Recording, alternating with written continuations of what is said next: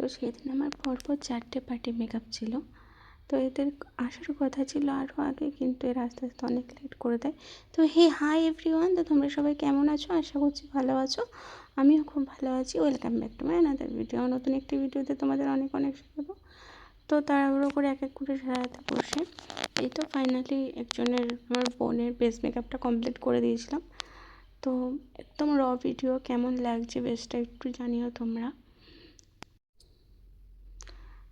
তো এরপর আমার সম্পর্কে এটা মামি হয়, তো মামিকে রেডি করছিলাম।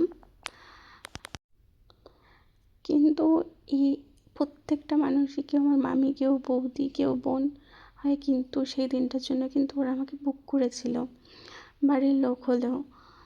তো নিজের বাড়ির লোক যখন আমাকে ভরসা করে বুক করে তখন খুব ভালো লাগে। আর এটা ছিল আমার বৌদি, আমার দাদার বউ।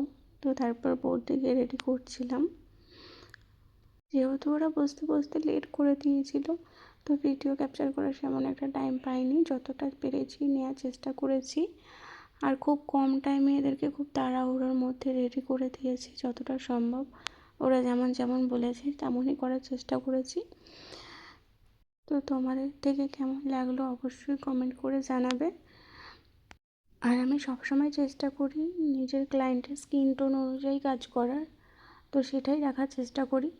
তো দেখো, এই ছিল বেশ একদম র ভিডিও। কেমন হয়েছে একটু জানিও।